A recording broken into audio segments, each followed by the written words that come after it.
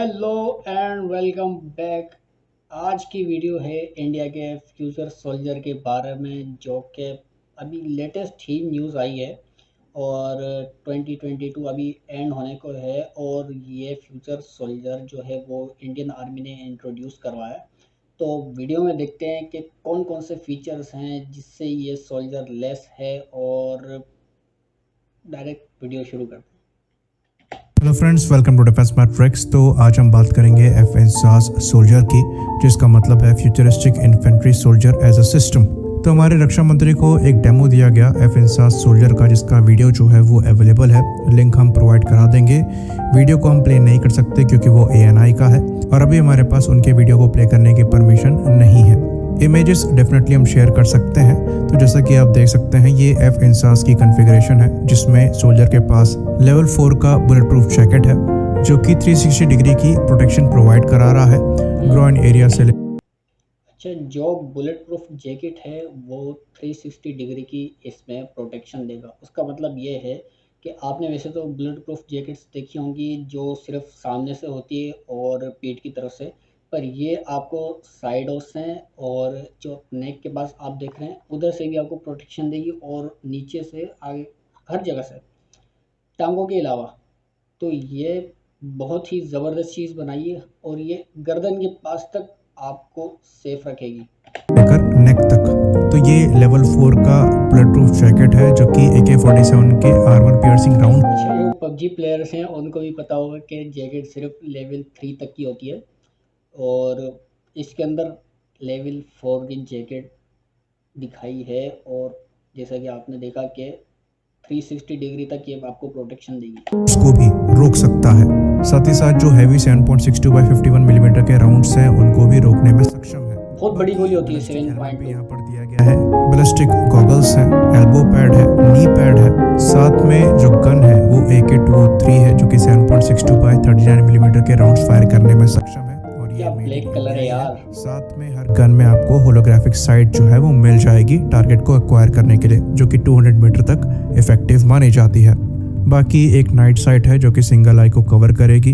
बाकी कम्युनिकेशन के लिए कमांडर हेडसेट दिया गया है, जो कि हैंड्स फ्री कंप्लीटली काम कर सकता है। तो ये कोई बहुत ज़्यादा मॉडर्न चीज़ें नहीं है, लेकिन हमें ये चीज़ दिमाग में रखनी है कि ये कॉमन इन्फेंट्री सोल्जर के लिए है, और अगर उन्हें ये चीज़ मिल रही है तो यहाँ पर जो लेवल है वो काफ़ी बड़ा है। ऑल्दो ये अच्छा, जो मेन बात है वो ये है कि मैं जो एक्सपेक्ट कर रहा था फ्यूचर सोल्जर के बारे में, वो ये कि ये सोल्जर पूरा रोबोटिक होगा। और आपके जहन में भी एक बात आ जाती होगी कि जब फ्यूचर की बात होती है तो उसके अंदर टेक्नोलॉजी और रोबोट्स की बात होती है। और जो इंडियन मीडिया है उसने भी इसको फ्यूचर सोल्जर का नाम दिया है, पर इसके अंदर जो फ्यूचर सोल्जर कहा गया है वो सिर्फ जो ज़रूरत की चीज़ें हैं, सिर्फ वही चीज़ें इसके अंदर प्रोवाइड की हैं। पर जो वर्ड उन्होंने यूज़ किया फ्यूचर सोल्जर, उससे तो जहन में यही बात आती है कि भाई जो सोल्जर होगा वो पूरा रोबोटिक होगा और लेटेस्ट टेक्नोलॉजीज होगी। पर इसके अंदर वो चीज़ें हमें यहाँ पर जो वर्ड यूज़ किया है उसके हिसाब से वो चीज़ें हमें यहाँ पर देखने को नहीं मिल रही, तो इसने थोड़ा निराश किया है। बाकी वीडियो देखते हैं। जो कॉन्फ़िगरेशन है ये ऑपरेशन पर डिपेंड करेगी। एक सोल्जर हमेशा लेवल 4 का बुलेट प्रूफ जैकेट जो है वो कैरी नहीं कर सकता, क्योंकि उसका जो वजन है वो 20 किलोग्राम्स के ऊपर का होता है। तो यहाँ पर कॉन्फ़िगरेशन चेंज करी जाएगी। साथ ही साथ जो नाइट साइट है उसका भी हमेशा यूसेज नहीं होता है, तो उसको भी लगाया निकाला जा सकता। यार, जो यूजेज की बात की है ना, वो उस पर मैं ये कहना चाहता हूँ कि यूजेज तो कभी होगा ही नहीं, क्योंकि वो तब होगा जब इंडिया और पाकिस्तान की वॉर होगी, और वो वॉर कभी होगी ही नहीं। छोटी मोटी झड़पें हो सकती है, पर वॉर का सवाल ही नहीं पैदा होता कि इंडिया और पाकिस्तान में वॉर हो, क्योंकि दोनों को पता है दोनों के पास एटमी पावर है, कभी भी कुछ भी हो सकता है। तो सही है, अच्छा बनाया। ये इंडिया के अपने कामों में भी जो मुल्क के जो मसाइल होते हैं, कभी आपने देखा होगा कहीं पर बंदी बनाया हुआ होता है लोगों को, उधर ऑपरेशंस करते हैं। तो जैसे स्वात की टीम होती है अमेरिका की, आपने मशहूर सुनी होगी, तो उसके अंदर काफ़ी हेल्पफुल साबित होगी ये। होगा। तो ये काफ़ी बेसिक सी चीज़ें हैं, लेकिन इन चीज़ों को आने में काफ़ी लंबा समय जो है वो लग गया। वेस्टर्न मिलिट्रीज की बात करें तो उनके जो इन्फेंट्री सोल्जर्स हैं वो 90s से ही इन इक्विपमेंट्स के साथ लैस हैं। 90s से ही उनके पास ये पूरा 360 वेस्ट है लेवल 4 की। और हमारे इस प्रोग्राम की शुरुआत भी जो है वो अर्ली 2000s और लेट 90s में ही हुई थी, और हमारी पर्सनल नॉलेज में हम इसके बारे में अपने स्कूल टाइम से ही पढ़ते आ रहे हैं। तो लगभग एक दशक समय जो है वो इसमें ऐसे ही बीत चुका है। जो इसकी ओरिजिनल टाइमलाइन रखी गई थी उसके अंतर्गत जो फर्स्ट फेज है जो कि आज हम देख रहे हैं, इसको 2015 में ही कंप्लीट हो जाना था। और उस समय जो शो किया गया था एफ-इंसास का मॉडल, उसके अंतर्गत palm top, GPS navigation devices वगैरह सब इंक्लूडेड थी। इलेक्ट्रॉनिक वॉरफेयर डेटा मैनेजर भी यहाँ पर इंक्लूड किया गया था। साथ में software defined radio communication system को भी यहाँ पर इस्टेब्लिश किया जाना था, जिसके लिए इंडियन आर्मी पहले ही डिमांड रख चुकी है। तो ऐसा लगता है कि ये जो बैटल मैनेजमेंट सिस्टम वाला पार्ट है ये फेज 2 का हिस्सा होगा, जिसके अंतर्गत एडवांस इलेक्ट्रॉनिक्स और कम्युनिकेशन डिवाइसेस जो है वो सोल्जर्स को प्रोवाइड कराई जाएंगी। फेज 1 के अंतर्गत जो बेसिक इक्विपमेंट्स है वो यहाँ प्रोवाइड कराए जा रहे हैं, जिसके अंतर्गत एक मॉडर्न असॉल्ट राइफल है, प्रॉपर बुलेट प्रूफ जैकेट है, बैलिस्टिक हेलमेट है, बैलिस्टिक गॉगल्स है, elbow pad, knee pad, hands free communication mic, उसके साथ साथ गन में होलोग्राफिक साइट और नाइट विजन गॉगल। और एक इन्फेंट्री सोल्जर के हिसाब से ये प्रॉपर इक्विपमेंट है और इतनी ही रिक्वायरमेंट होती है। लेकिन अगर फ्यूचर के नेटवर्क सेंट्रिक वॉरफेयर का हिस्सा बनना है तो जो सेकंड फेज है उसका कंप्लीशन भी बहुत ज़रूरी है, जिसके अंतर्गत जो बैटलफील्ड मैनेजमेंट सिस्टम है उसको इंक्लूड किया जाएगा।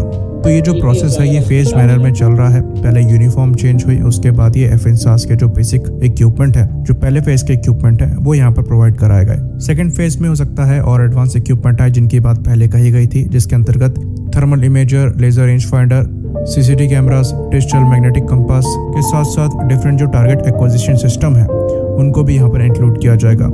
बाकी ये चीज़ हम देख ही रहे हैं कि जो मॉडर्न इन्फेंट्री व्हीकल्स हैं उनको इंडियन आर्मी द्वारा प्रोक्योर किया ही जा रहा है, और हाल ही में स्नाइपर राइफल के लिए थर्मल साइट्स जो हैं उसको लेकर भी जो आरएफआई है उसको रिलीज किया गया है। तो ये जो मॉडर्नाइजेशन का प्रोसेस है ये एक्चुअली लंबा प्रोसेस है, और इसको कंप्लीट होने में ऑलमोस्ट एक दशक का समय में ही सिर्फ अब में ही इसकी शुरुआत हो रही है। अगर ये 2015 में ही शुरू हो गया होता तो शायद अब तक ये ऑलमोस्ट खत्म हो रहा होता, पर देर आए दुरुस्त आए।